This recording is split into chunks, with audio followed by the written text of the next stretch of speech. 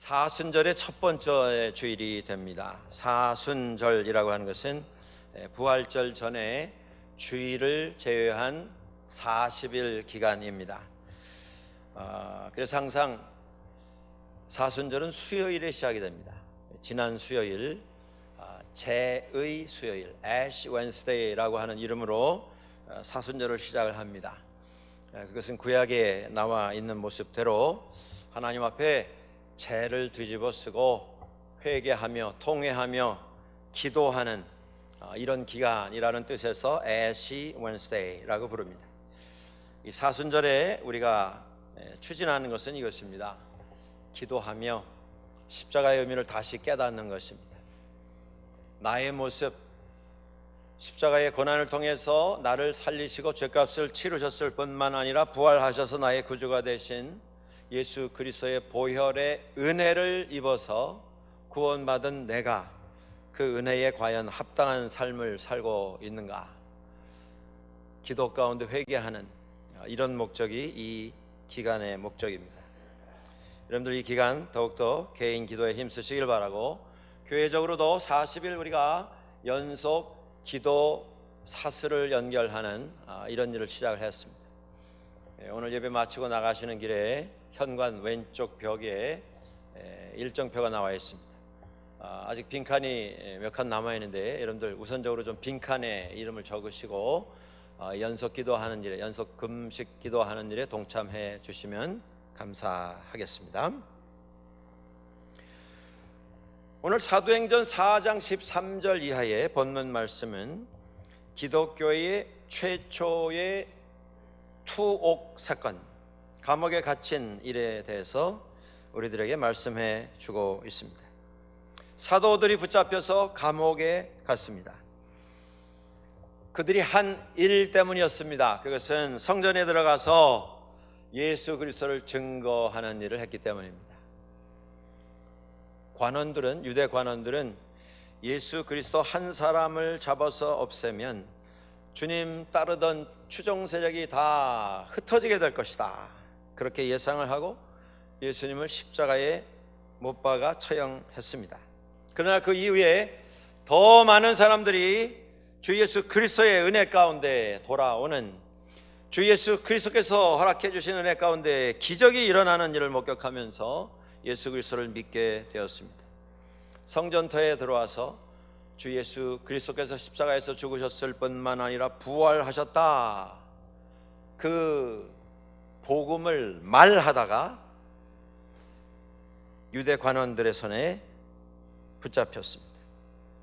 오늘 본문을 여러분들 읽으시면서 혹시 좀 느끼셨는지 모르겠습니다. 오늘 본문에는 말잔치가 일어나고 있는 것을 볼 수가 있습니다. 14절에 보시면 사도들을 잡아다가 감옥에 넣었다가 그 다음날 예루살렘 공의회가 모였습니다. 산헤드린, 유대의 모든 행정권을 가지고 있는, 어떻게 보면 이스라엘 사람들 가운데 최고 권력기관인 산헤드린이 모인 것입니다. 잡아 가둔 예수 그리스도의 제자들, 사도들을 처벌하기 위해서 모인 것입니다. 공의회가 모였으니 얼마나 말이 많았겠습니까?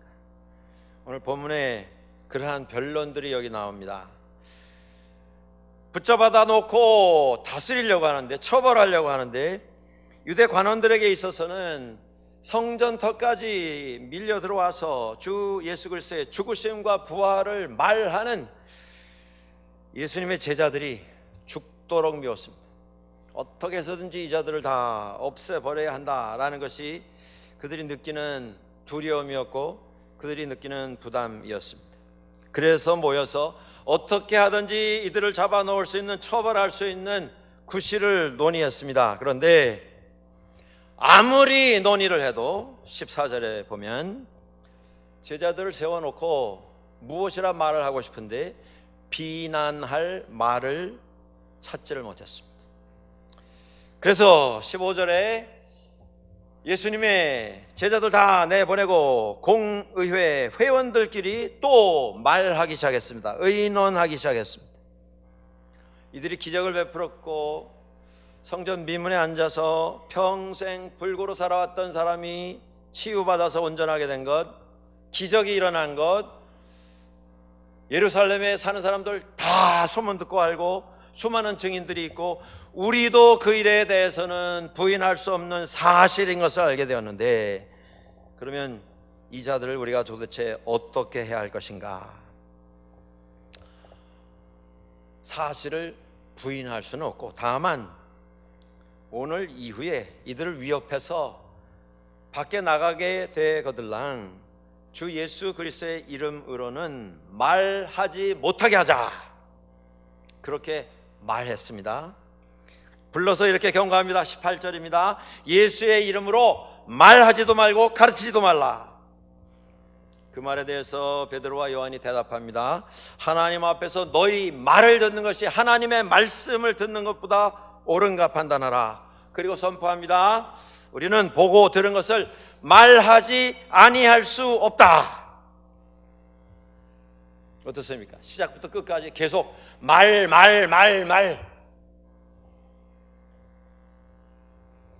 말잔치가 진행이 되고 있습니다.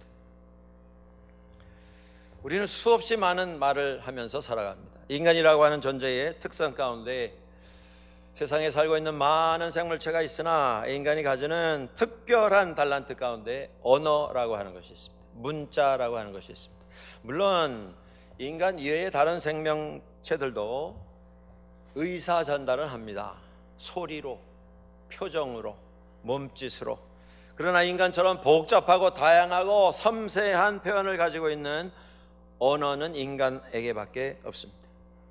그래서 우리 사람들은 우리의 감정을, 마음의 느낌을, 생각을, 꿈을 말을 통해서 표현합니다. 우리의 분함을, 우리의 아픔을, 우리의 속상함을, 기분 나쁨을 말을 가지고 표현할 수가 있습니다. 이것이 큰 축복입니다. 그런데 그 축복이 많은 경우에 우리 가운데 아픔을 가져다 주는 이런 통로가 되고 있는 것도 사실입니다. 우리 인간 사회에, 인간 인생의 경로에서 우리가 경험하는 문제의 제 개인적인 생각에는 10개 가운데 한 7, 8개의 문제는 말에서 시작이 되고 있지 않은가 생각합니다. 귀에 익숙한 한 시 귀절이 있습니다. 말로써 말 많으니 말 많을까 하노라. 뭔가 좀 교훈이 되는 이런 식기가 아닙니까? 사도들이 성전터에 들어와 가지고 예수 그리스도에 대해서 말하다가 잡혔습니다. 이스라엘의 모든 권한을 가진 사람들이 다 모여서 이 제자들 잡아 죽이기 위해서 궁리를 합니다. 그래서 결론이 뭐냐면 14절입니다. 병 나은 사람이 그 옆에 떡 서 있습니다. 그걸 보고 비난할 말이 없는지라 성경은 기록하고 있습니다.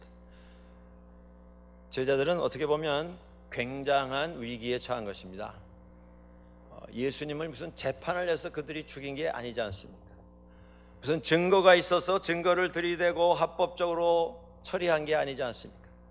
그냥 잡아서 뒤집어 씌워서 급하게 처형시키지 않았습니까? 제자들도 똑같은 위기에 처한 것입니다. 그런데 그들이 그 싸움에서 이겼습니다. 어떻게 이긴 것입니까? 사랑하는 여러분들, 우리는 앞으로도 많은 말을 하면서 살 것입니다. 믿는 사람으로서 오늘 성경 본문에 나와 있는 이 말씀을 통해서 우리는 어떻게 말하고 살고 있나, 우리는 무엇을 말해야 할까, 이 교훈을 좀 깊이 마음에 새길 수 있으면 좋겠습니다. 제자들이 그 위기를 극복할 수 있었던 것은 그들이 웅변가였기 때문이 아닙니다. 그들이 달변가였기 때문이 아닙니다. 교묘한 논리로 이렇게 저렇게 위기를 빠져나가는 명석함으로, 두뇌 회전으로 위기를 극복한 것이 아닙니다. 그들이 그 위기를 극복할 수 있었던 것은 그들이 가지고 있었던 예수 그리스도를 통해서 배우고 주님께서 보여주신 대로 높은 도덕과 정직의 말 때문이었습니다. 이런 이야기가 있었습니다. 북미주에서 각계각층의 유력 인사들에게 사업을 하는 사람, 정치하는 사람, 여러 분야의 유력 인사들에게 어떤 사람이 무명으로 이메일을 보내보았다고 합니다. 이 이메일의 내용은 이런 것이었습니다. 지금까지 조심스럽게 진행해 오던 바로 그 일이 다 드러났습니다. 지금 빨리 안전한 곳으로 우선 피하십시오. 재미있는 것은 무명으로 날라온 그 유명 인사들이 받은 이메일을 받은 후에 유명 인사들 가운데 많은 숫자의 사람들이 그 즉시로 어디론가 종적을 감추고 잠적했다고 하는 것입니다. 세상에는 오늘도 약점 있는 사람들을 찾아다니면서 협박하고 위협해가지고 돈을 갈취하는 사람들이 있습니다. 무슨 전문 범죄 집단에서만 이런 일을 하는 게 아니라 놀랍게도 가끔 뉴스에 보도가 되면서 우리들도 놀라게 되는 것은 신문 기자가 그런 일을 해서 돈을 갈취하는 사람들도 있었고, 범죄를 다스려야 할 경찰에 몸담고 있는 사람들도 약점 있는 사람 찾아다니면서 위협해서 돈을 갈취하는 이런 일들이 있는 것을 우리는 듣고 있습니다. 어떤 인생이든 허물이 있으면 협박과 위협의 희생물이 될 수가 있습니다.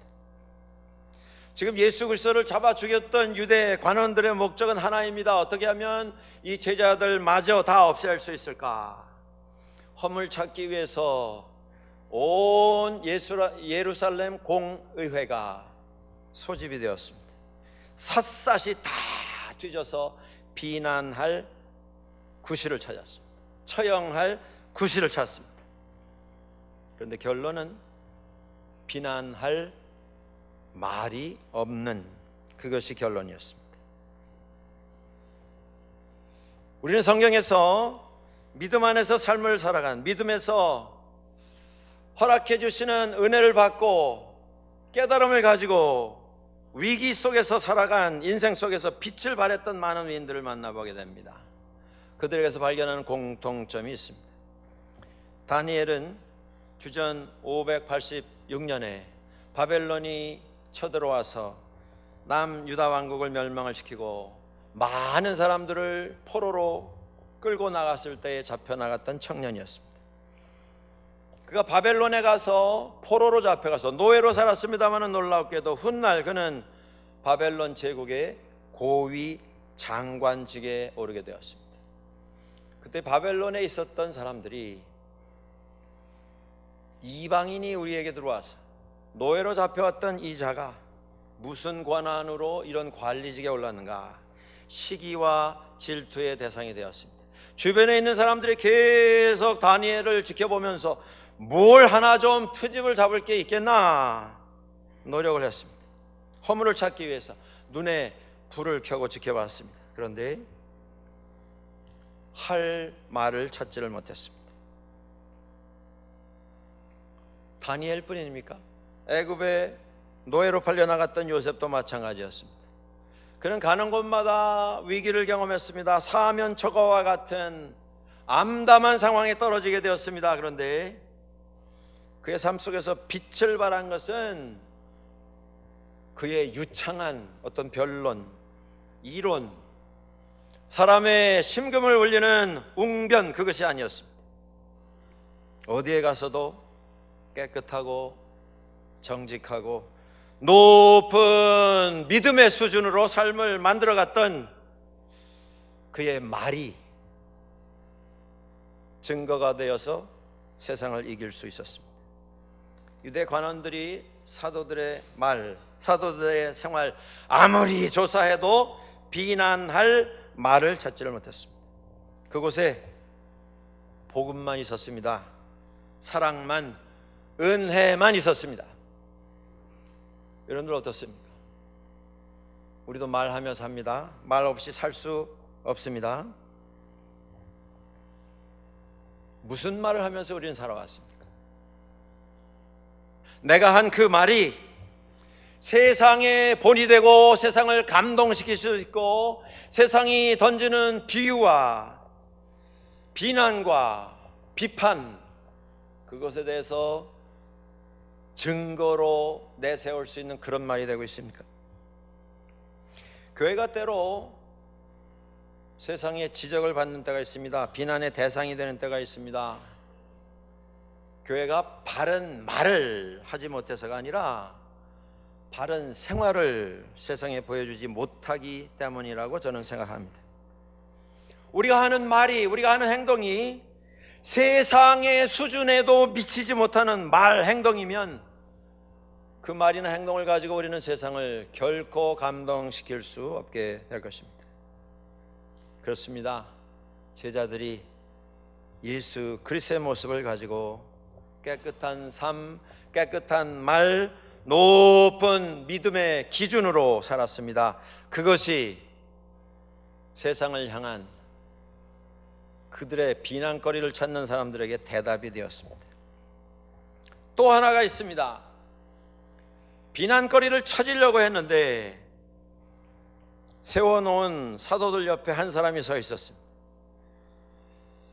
나면서부터 장애를 가지고 평생 고생하다가 제자들 만나서 치유받았던 그 사람입니다. 병 낫고 구원 얻었습니다. 예수 믿게 되었습니다. 그가 서 있었습니다. 나서서 설명하고 주장하고 증언하지 않았습니다. 그냥 서 있었습니다. 그런데 그의 서 있는 그 모습이 누구라도 나와서 이스라엘 공회 앞에 나는 이런 경험을 했고 이분들은 좋은 사람들이고 이분들은 옳은 일을 했고 라고 변론하는 수백 마디 수천 마디 말보다 더 강력한 증거가 되었습니다. 말이 필요 없는 증거가 됐다는 그런 말씀입니다. 여러분들이 사순절에 예수님은 계속 예루살렘을 향해서 올라가시는 이러한 기록들을 성경에서 찾아볼 수가 있습니다. 그 40일 여정 제일 끝에 주님은 잡히셨습니다. 그리고 고난 받으셨습니다. 잡히셔서 재판 받으시는 그 장면 여러분들 기억나십니까?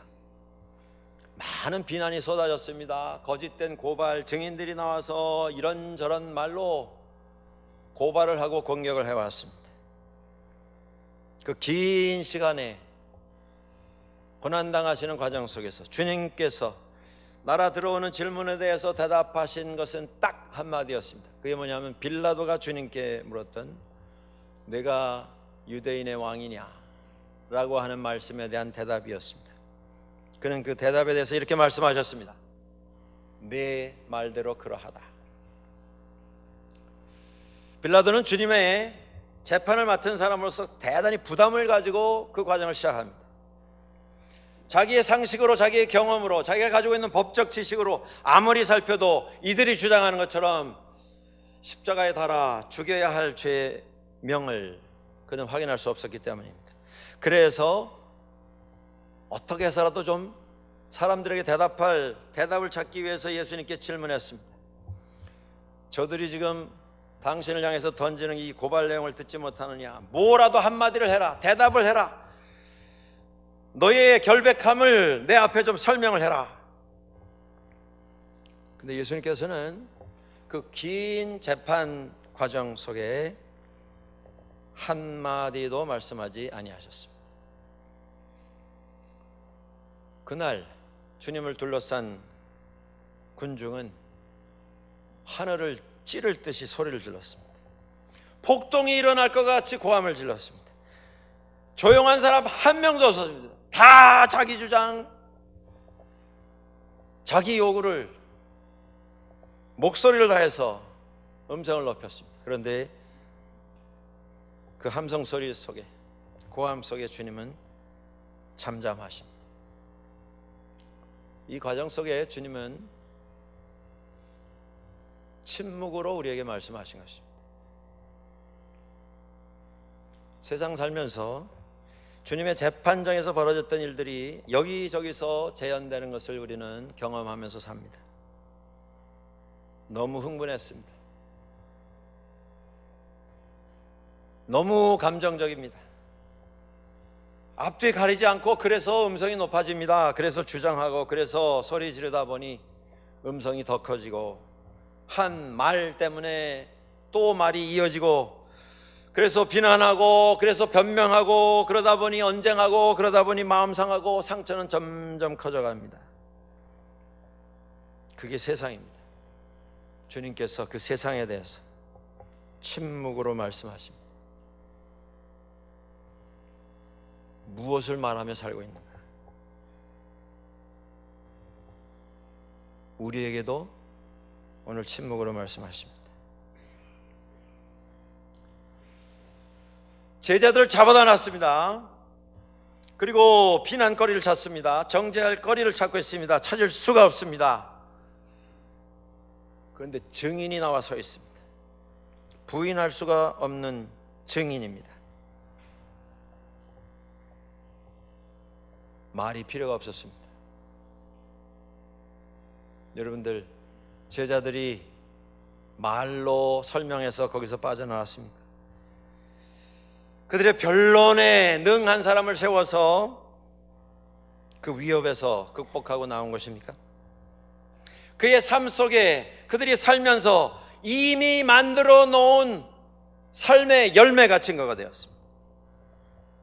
더 이상의 증거가 필요하지 않았습니다. 안타까운 것은 증인이 앞에 나와 있는데도, 증거가 지금 앞에 서 있는데도, 부인할 수 없는 진리가 그 앞에 있는데도 유대인들은 그걸 인정하지 않으려고 했습니다. 계속 구실을 찾았습니다. 이게 안타까운 겁니다. 우리 사람이 그렇습니다, 여러분들. 내 자신에게 뭔가 손해가 돌아오는 것 같으면 이것이 사실인 걸 알면서도 그것에 대해서 눈 감습니다. 기적의 증거가 눈앞에 와 있는데도, 기적을 보여주었는데도 기적을 믿지 않고 계속 한쪽으로만 주장하고 한쪽으로만 몰고 가고 있습니다. 내 체면에, 내 자존심에 손해가 오는 것 같으면 인간은 그런 선택을 합니다. 이게 안타까운 것입니다. 그리고 그들이, 그 유대 관원들이 계속 제일 많이 신경을 썼던 대상이 무엇이냐면 하나님 뜻 아니고 사람의 뜻이었습니다. 제일 두려워했던 것이 지금 여기 모여있는 이 사람들이 이 병자가 치유받은 것을 다 알고 있는데, 이걸 우리도 알고 있는데 그 앞에서 다른 결론 내리면 우리가 화를 당하지 않을까. 세상 두려워했습니다. 사람 두려워했습니다.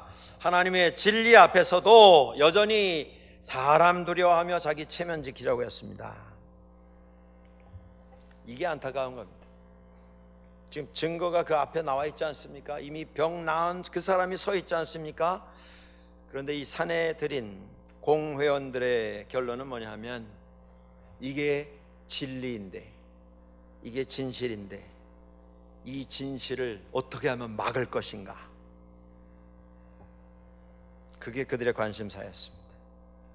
믿는 사람들은 그런 세상에서 삶의 열매로 증거를 삼으며 살아갈 수 있어야 합니다. 우리는 무슨 말을 하면서 살고 있습니까? 우리가 지난 수십 년 여정 속에서 내 입술을 떠난 말들은 어떤 말이었습니까? 삶의 높은 도덕으로, 믿음의 수준으로 증거를 삼았습니다. 삶에 이미 만들어 놓은 삶의 무언의 증거가 세상을 향한 대답이 되었습니다. 그리고 사도들이 제일 마지막에 고백하지 않았습니까? 너희 말을 듣는 것이 하나님의 말씀을 듣는 것보다 옳은 것인가 판단하라. 그리고 고백했습니다. 우리는 보고 들은 것을 말하지 아니할 수 없다. 우리도 말해야 합니다. 그런데 그것은 예수님께서 우리에게 보여주신 바로 그것을 말해야 합니다. 예수님께서 우리에게 깨닫게 해주신 그것을 말할 수 있어야 합니다. 요한일서 1장 13절에 말씀이 나옵니다. 태초부터 있는 생명의 말씀에 관하여는 우리가 들은 바요 눈으로 본 바요 자세히 보고 우리의 손으로 만진 바라. 우리로 하여금 알게 해주신 예수 그리스도의 복음을 말할 수 있어야 합니다. 요한일서 1장 3절에는 또 이런 말씀이 나옵니다. 우리가 보고 들은 바를 너희에게도 전함은 너희로 우리와 사귐이 있게 하려 함이니 우리의 사귐은 아버지와 그의 아들 예수 그리스도와 더불어 누림이라. 우리도 말해야 합니다. 그런데 그 말은 아무 말이나 되어서는 안 될 것입니다. 우리의 감정의 말들, 분노의 말들, 미움의 말들, 상처받았기 때문에 그 상처에서 나온 말들, 그 말로 상처가 아물지 않습니다. 예레미야는 예레미야 20장 9절에서 이렇게 말합니다. 내가 다시는 여호와를 선포하지 아니하며 그의 이름으로 말하지 아니하리라 하면 나의 마음이 불붙는 것 같아서 골수에 사무치니 답답하여 견딜 수 없나이다. 말을 하되 여호와를 선포하는 말을 하지 아니하면 내 속에 불이 일어나는 것 같아서 답답해서 견딜 수가 없습니다. 우리는 무슨 말을 하며 살고 있습니까? 세상을 향해서 우리는 무슨 말을 해야 하겠습니까? 무엇으로 세상이 우리를 바라보며 요구하는 그 말에 대답이 될 수가 있겠습니까? 성도 여러분들, 이 사순절 기간 오늘 본문의 말씀을 통해서 우리의 생각을 다시 한번 정리해 보시기를 바랍니다. 20세기 초반 불란서의 지성으로 존경을 받았던 폴 발레리라고 하는 철학자는 이런 말을 남겼습니다. 당신이 용기를 내어 생각하는 대로 살지 않는다면 머지않아 당신은 사는 대로 생각하게 될 것이다. 용기를 내어 깊이 생각하고 결단해야 한다, 그 말씀입니다. 용기를 내어 하나님 앞에서 믿음 안에서 결단하고 그리고 말하고 그리고 행동하며 살아야 한다, 그 말씀입니다. 오늘도 세상은 우리를 지켜보고 있습니다. 이 세상은 말로 가득 차 있습니다.